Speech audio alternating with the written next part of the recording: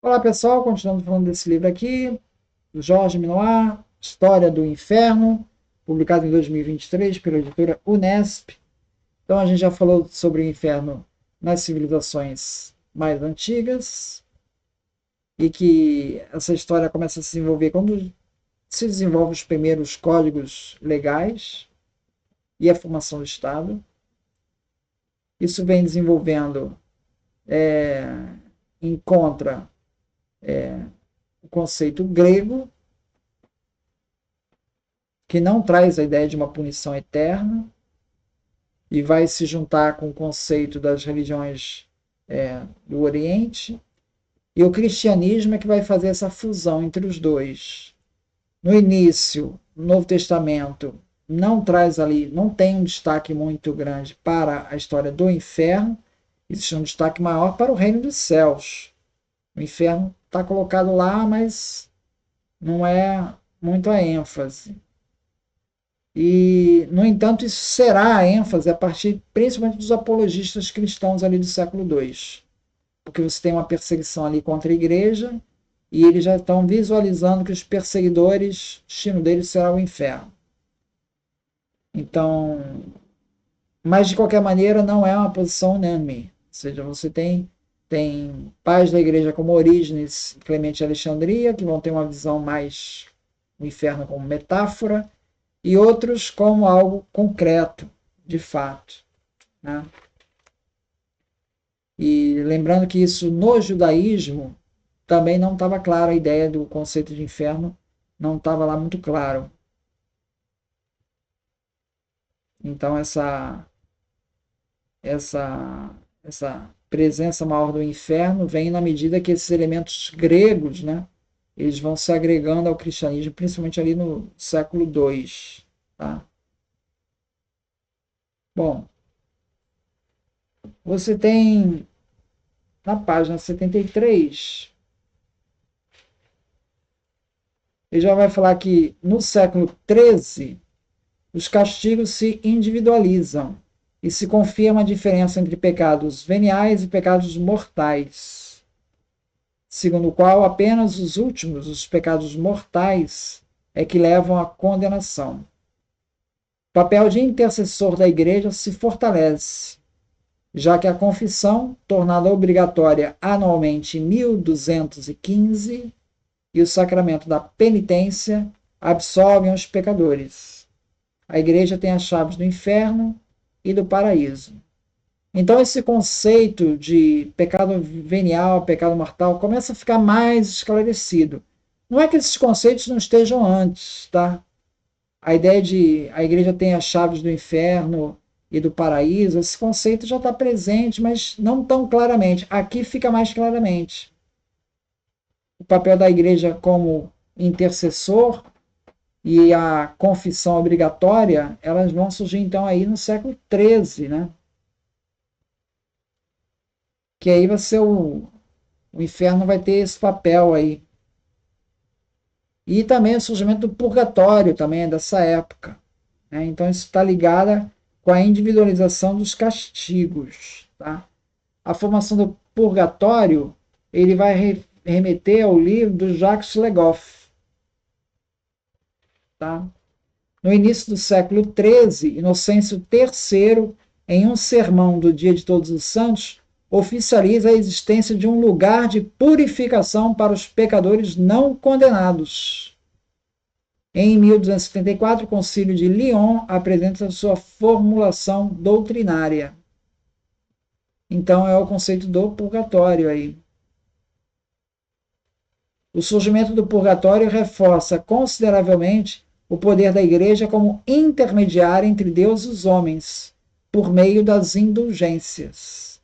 As penas do purgatório podem ser reduzidas através de preces, celebração de missas, que são pagas de acordo com uma tabela rigorosa. Purgatório se torna rapidamente um elemento de negociata em um circuito comercial lucrativo para o clero.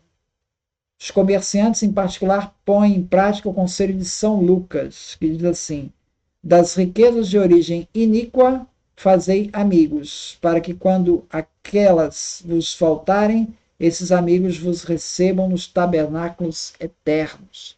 Essa passagem tem do Evangelho, né? Tem no Evangelho de Lucas 16.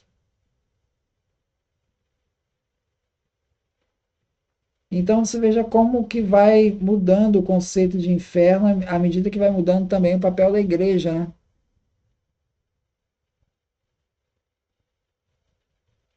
Você tem então essa ideia de localização do inferno. Ó, a localização do inferno também é problemática. Se no início do século XII, Honório de Autun, retomando a opinião de seu ilustre compatriota irlandês do século IX, João Scoto Erigena, pensa que o inferno é sem dúvida espiritual e não poderia ser localizado fisicamente, essa opinião continua muito minoritária. A maioria dos autores situa o inferno nas profundezas da terra e procura a entrada desse inferno na Irlanda, ou talvez na Sicília, ou no sul da Itália, segundo uma tradição baseada na autoridade de Gregório o Grande. A Laura Mello, no livro que fala sobre a colonização aí do Brasil, ela vai falar que os portugueses acreditavam que esse inferno, na verdade, estava localizado aqui na colônia. Então, são vários conceitos aí que vão se desenvolvendo aí, né?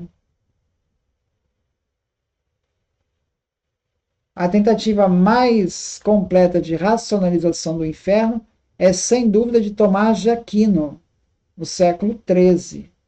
No entanto, é visível o constrangimento do dominicano em relação a vários aspectos, como, por exemplo, da localização do inferno.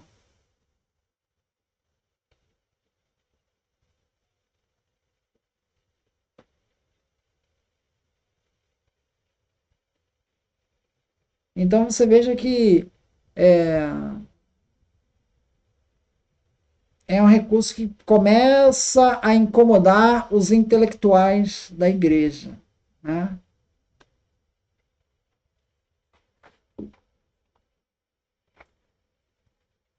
É preciso esperar. Aqui vai falar o seguinte: dessas especulações, o dogma, isto é, a apresentação oficial da fé, só retém o essencial, com prudência e atraso. E é em um credo do século IV, a Fides Damasi, que os suplícios eternos são mencionados pela primeira vez. Em 543, o Concílio de Constantinopla declara anátema a doutrina da apocatástase, ou seja, defende a ideia de suplícios eternos. É preciso esperar 1201 para que Inocêncio III afirme a existência das penas do desgosto e dos sentidos, enquanto que os concílios de Latrão, em 1215, e de Lyon, em 1274, se pronunciam a respeito da eternidade das penas. Por fim, o concílio de Florença, 1439, anuncia oficialmente o que os teólogos já ensinavam há muito tempo.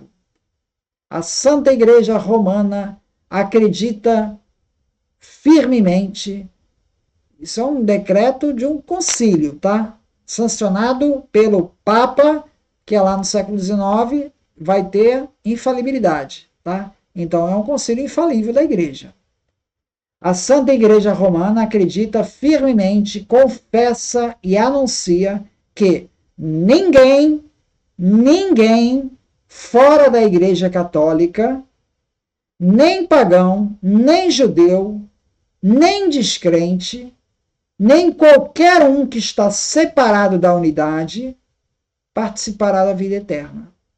Pelo contrário, ele cairá no fogo eterno, preparado pelo diabo e seus anjos, caso não se reúna a ela antes de morrer. Então, esse é o destino dos pagãos, judeus, ateus e todo aquele que estiver fora da Igreja Católica. Obviamente a igreja hoje já não fala mais isso, mas falou isso em 1439 no Concílio de Florença. Portanto, o inferno cristão oficial está bem estabelecido. Tá? É isso. Muito obrigado, então.